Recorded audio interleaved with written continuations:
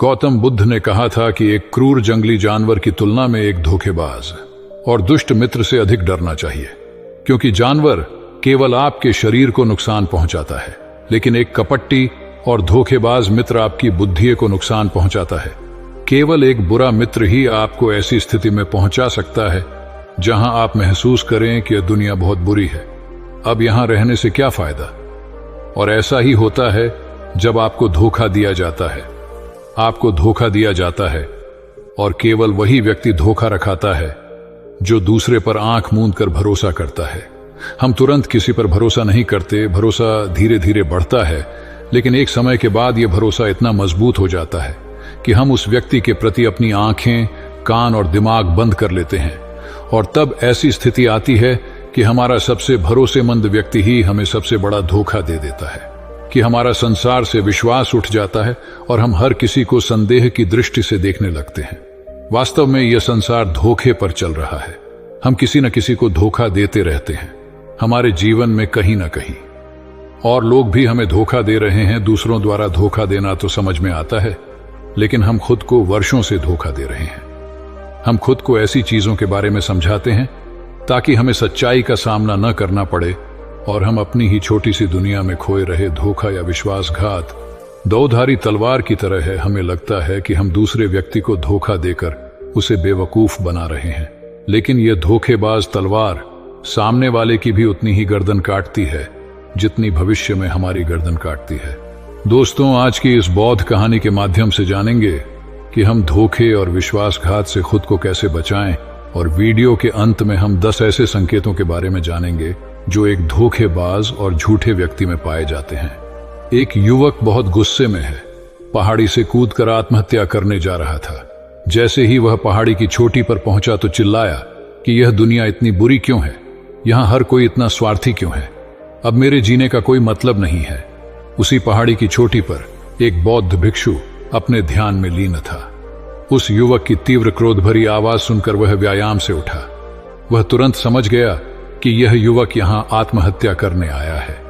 वह आदमी पहाड़ी से कूदने ही वाला था कि बौद्ध भिक्षु ने उसका हाथ पकड़ लिया और उसे पीछे खींचते हुए कहा, क्या हुआ, क्या आगे का रास्ता खत्म हो गया? युवक ने कहा कि कौन सा रास्ता, यहां कोई रास्ता नहीं है, मैं यहां से कूदकर आत्महत्या करने जा रहा हूं। बौद्ध भिक्षु ने कहा कि एक दिन सभी को मरना है, लेकिन तुम इतनी जल्दी में क्यों हो? युवक ने कहा, क्योंकि यह दुनिया रहने लायक नहीं है। यहां हर कोई स्वार्थी और धोखेबाज है। जिस पर मैंने भरोसा किया उसने मुझे धोखा दिया। मेरे अपने भाई ने मुझे धोखा दिया, मेरे दोस्तों ने मुझे धोखा दिया, लेकिन आज तो हद हो गई, मेरी पत्नी ने भी मुझे धोखा दिया। वह एक अमीर बिजनेसमैन के साथ भाग गई। इतना धोखा खाने के बाद अब मेरा इस दुनिया में रहने का कोई मतलब नहीं है। स्वार्थी दुनिया में किसी पर भी भरोसा नहीं किया जा सकता, इसलिए मैं आत्महत्या करने जा रहा हूं।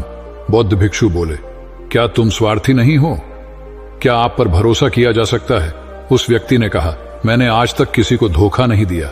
आप चाहे तो मेरे गांव जाकर पूछ सकते हैं, लोग अक्सर मेरा फायदा उठाते हैं, लेकिन मैंने आज तक किसी का बुरा नहीं किया। बौद्ध भिक्षु ने कहा, मैं तुम पर भरोसा नहीं कर सकता।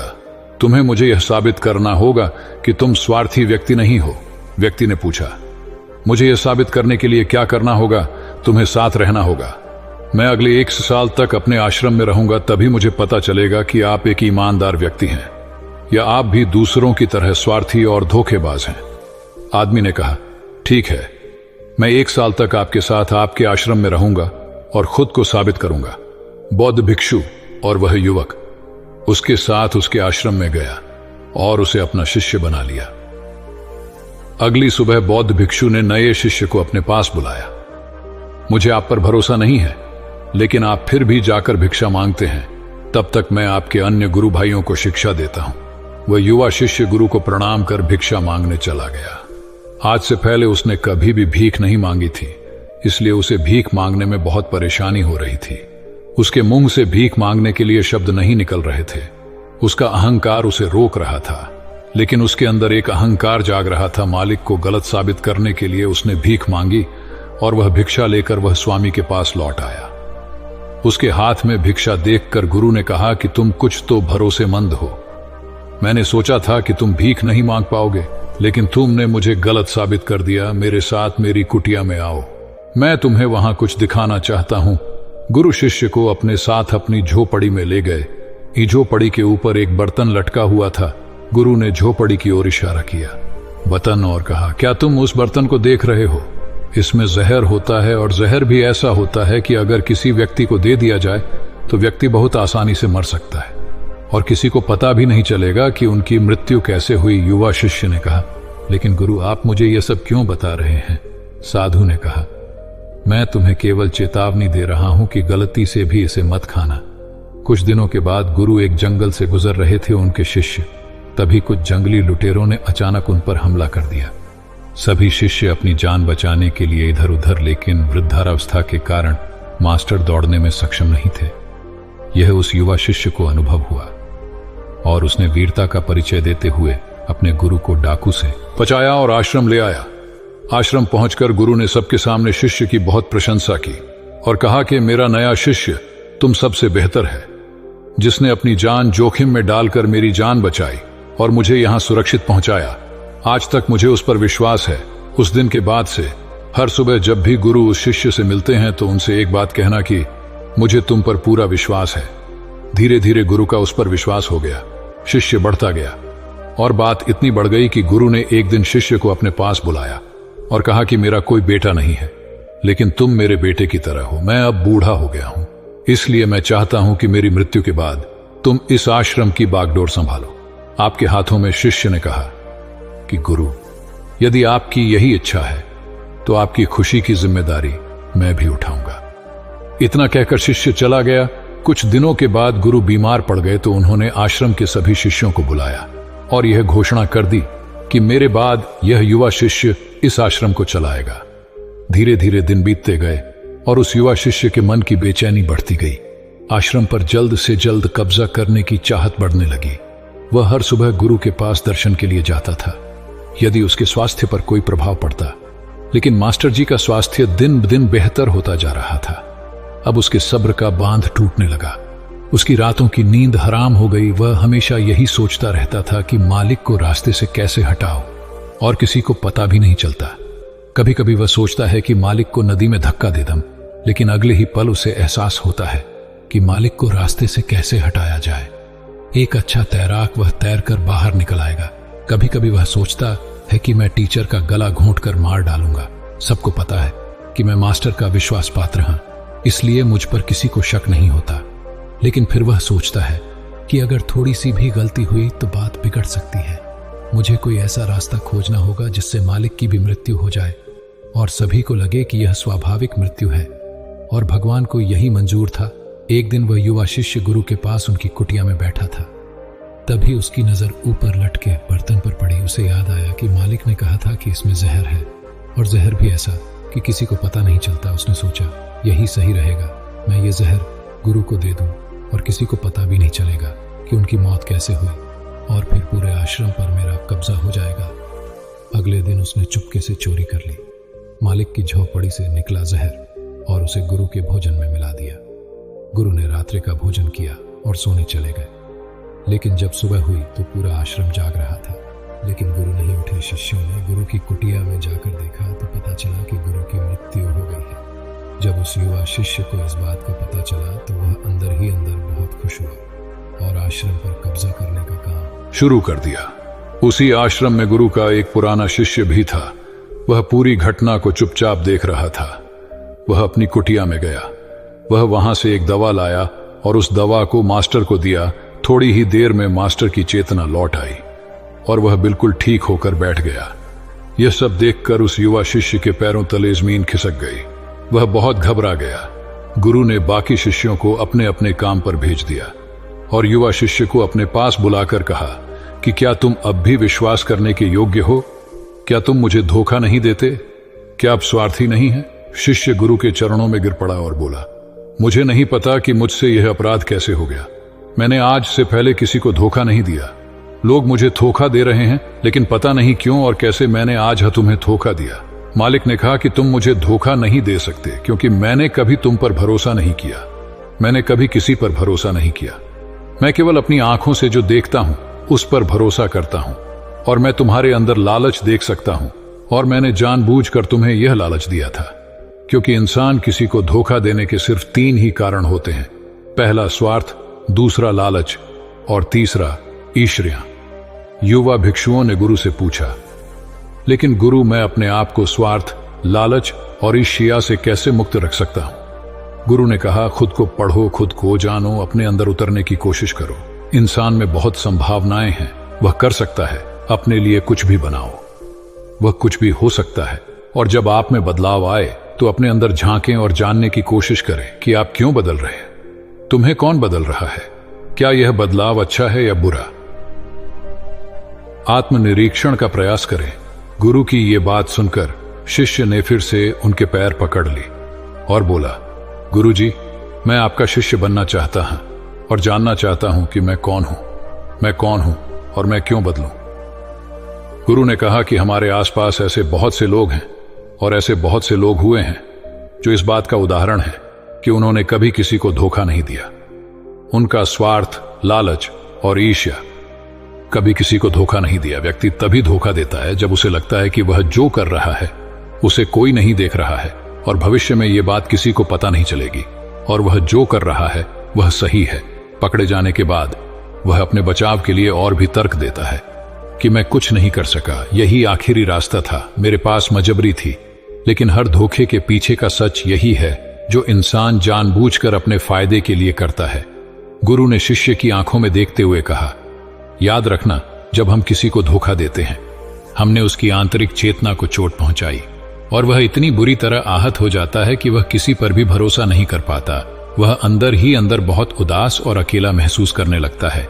इसीलिए अगर आप चाहते हैं कि कोई आपको धोखा न दे, इसीलिए अपनी आंखें, कान और दिमाग खुले रखें।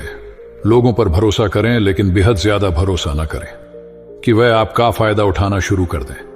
हमेशा अपने सबसे महत्वपूर्ण कार्यों पर नियंत्रण रखें और अपने जीवन की बागडोर कभी भी दूसरों के हाथों में न सौंपें। और समय समय पर खुद को जांचते रहें जिस धोखे से आप बचना चाहते हैं।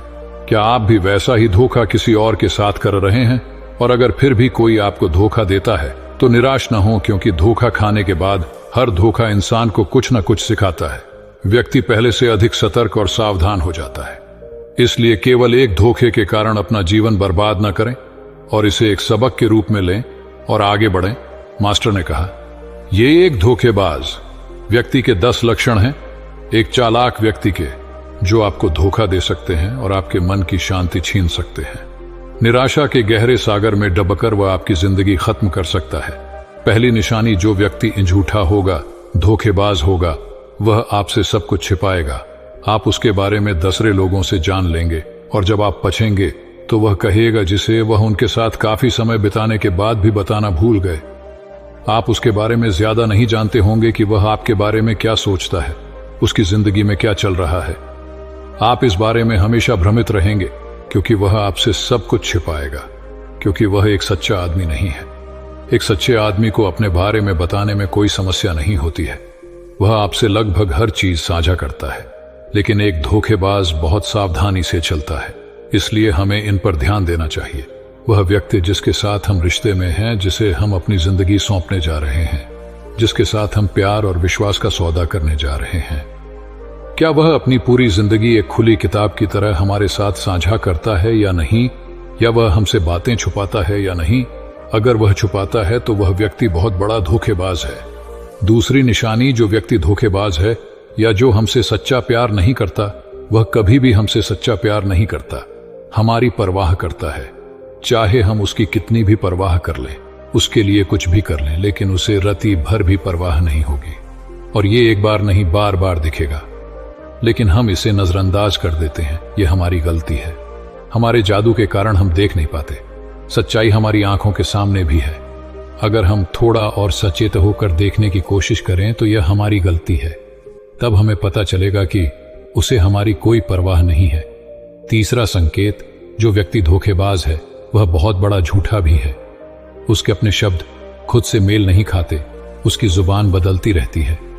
वह अपनी बात नहीं रखता, लेकिन हम उसके झूठ में फंस जाते हैं, इसलिए हम उसे नहीं पहचानते। चौथी निशानी, धोखेबाज व्यक्ति हमारे सामने तो हमारी चापलूसी करेगा, और हमारी तारीफ करेगा, लेकिन पीठ पीछे वह कभी हमारी तारीफ नहीं करेगा और हमारा सम्मान नहीं करेगा, चाहे हम उसके लिए मर भी जाएं, लेकिन वह कभी हमारी तारीफ नहीं करेगा। हम और कभी भी हमें उतना महत्व नहीं देंगे जितना हम अपने जीवन में देते हैं, क्योंकि वह एक दिन हमें धोखा देगा।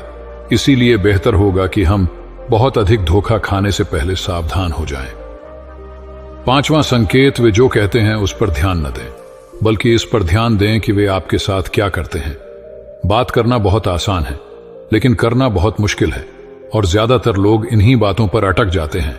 इसलिए चाहे वह आपसे कितनी भी बात कर लें, उससे कई वादे किए जा सकते हैं, लेकिन जब तक वह पूरा करके न दिखा दे, छठे संकेत पर भरोसा न करें।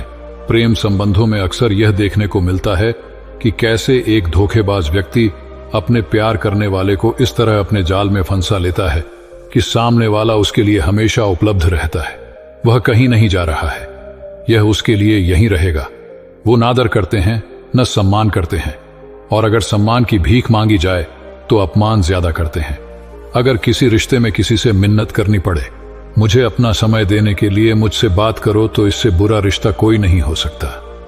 जो आपसे सच्चा प्यार करेगा वह खुद चाहेगा कि वह अपना ज्यादातर समय आपके साथ बिताए, जिससे आप समय की भीख मांगते हैं।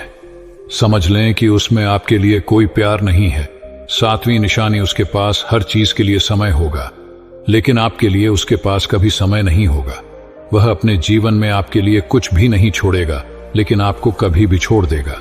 वह आपसे तभी बात करेगा जब वह चाहेगा, तब नहीं जब आपको उनकी जरूरत हो। वे आपकी जगह किसी और को ले सकते हैं, लेकिन आपके लिए कुछ भी नहीं बदलेगा, न उनकी आदतें, न उनका स्वभाव, और न ही उनका आराम। आठवां संकेत, वे कभी भी आपके प्रति समर्पित और प्रतिबद्ध नहीं होंगे कि हम आपके साथ हैं, चाहे कुछ भी हो जाए। हम आपका समर्थन करेंगे, चाहे समय कोई भी हो। वे केवल अपनी शर्तों पर आपके साथ रहेंगे। जब भी वे सहज होंगे और अच्छा महसूस करेंगे, वे आपके साथ रहेंगे, और अगर इससे उन्हें थोड़ा सा भी दुख होगा तो वे चले जाएंगे, क्योंकि वे कभी भी अपनी शर्तों से बाहर नहीं आएंगे। आपके लिए कुछ भी करने के लिए आरामदायक क्षेत्र। नौवां संकेत, वे आपको हमेशा चोट पहुंचाएंगे, कभी कभी जानबूझकर, और कभी कभी उन्हें यह भी पता नहीं होता है कि वह आपको कितना चोट पहुंचा रहे हैं, और आपका दिल दुखता रहेगा। आप उस व्यक्ति के साथ खुश महसूस करेंगे जो आपसे सच्चा प्यार करता है। उसके साथ रहने से आपको यह महसूस होगा जैसे आप हवा में हल्के से उड़ रहे हैं, और अगर आप किसी धोखेबाज और गलत व्यक्ति के साथ रिश्ते में हैं तो सब कुछ भारी और बोझिल लगेगा। ऐसा लगेगा कि कुछ गड़बड़ है। अंदर से आवाज आएगी कि यह रिश्ता आपके लिए सही नहीं है, और अगर आप इसे सुनकर भी नजरअंदाज कर देते हैं तो यह आपकी गलती है। 10वां संकेत, आप उनकी जिंदगी में कहीं नहीं है। उनकी जिंदगी में आपकी कोई खास जगह नहीं है। वे जब चाहें आपको आसानी से अपनी जिंदगी से बाहर कर सकते हैं, और उन्हें इससे कोई फर्क नहीं पड़ेगा। अगर आप उनकी बात पर विश्वास नहीं करते हैं और उनकी सच्चाई जानना चाहते हैं, तो कुछ दिनों के लिए उनकी जिंदगी से गायब हो जाएं। वे जीत जाएंगे। बुरा मत मानना, इससे अच्छा है कि हमारी जिंदगी से समस्या दूर हो गई है। अब हम आजाद हैं और जो चाहें कर सकते हैं। दोस्तों, अगर आप भी रिलेशनशिप में हैं, ऐसे इंसान के साथ, तो होश में आ जाओ और जितनी जल्दी हो सके इससे बाहर आ जाओ। यकीन मानिए, ऐसे रिश्ते से बाहर आने के बाद तुम्हें शांति, सुकून और प्यार मिलेगा। और क्या दुनिया में केवल एक ही व्यक्ति है? यदि आप एक बुरे व्यक्ति को छोड़ देंगे तो आपके जीवन में 10 अच्छे लोग आ जाएंगे जो आपको सम्मान और प्यार देंगे। और जब तक आप इस तरह के झूठे व्यक्ति के साथ हैं तो आपको कोई अन्य अच्छाई दिखाई नहीं देगी लोग। लेकिन जैसे ही आप ऐसे धोखेबाज इंसान को छोड़ेंगे तो आपकी जिंदगी में अच्छे लोग आना शुरू हो जाएंगे। एक और बात, आजकल लोग साथ वाले हैं जिन्हें रिश्ते में प्यार में धोखा मिलता है, वो कहते हैं कि प्यार जैसा कुछ नहीं होता। सब झूठ है, आजकल सब झूठ है, पर पूरा सच नहीं है। जिस इंसान ने तुम्हें धोखा दिया है वो प्यार का मतलब नहीं जानता। लेकिन आज भी दुनिया में कई ऐसे लोग हैं जो प्यार करना भी जानते हैं और निभाना भी जानते हैं। जिन लोगों को धोखा मिला वो अपनी तरफ से सच्चा प्यार कर रहे थे। प्यार ईश्वर का दिया हुआ उपहार है और यह दुनिया प्यार पर ही टिकी है। अगर कोई गलत इंसान आपके प्यार को नहीं समझ पाया तो इसका मतलब यह नहीं है कि इस दुनिया में प्यार नहीं है। यह दुनिया प्यार से चलती है। यह सेलिब्रिटी डांसिंग की दुनिया उन्हीं की वजह से है जो प्यार करते हैं। और अंत में एक और बात दोस्तों, अगर आपको अपने परिवार के सदस्यों से धोखा मिलता है या आपको गलत समझा जाता है तो एक दूसरे की बातों को समझने की कोशिश करें।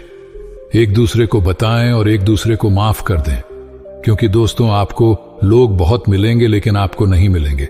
लोग आपके परिवार को पसंद करते हैं, पूरी दुनिया में कहीं भी। और हाँ, उनकी बात अलग है। जो लोग आपके परिवार से थोड़ा बाहर हैं, जैसे आपका दोस्त, दूर का रिश्तेदार या पड़ोसी, लेकिन परिवार के सदस्यों को माफ कर देना ही समझदारी है। तो दोस्तों, उम्मीद करता हूं आपको इस कहानी से एक अच्छी सीख मिली होगी। ये कहानी आपको कैसी लगी हमें कमेंट बॉक्स में कमेंट करके जरूर बताएं, और साथ ही इस कहानी को अपने दोस्तों के साथ जरूर शेयर करें ताकि उन्हें भी इस कहानी से कुछ सीखने को मिल सके। धन्यवाद।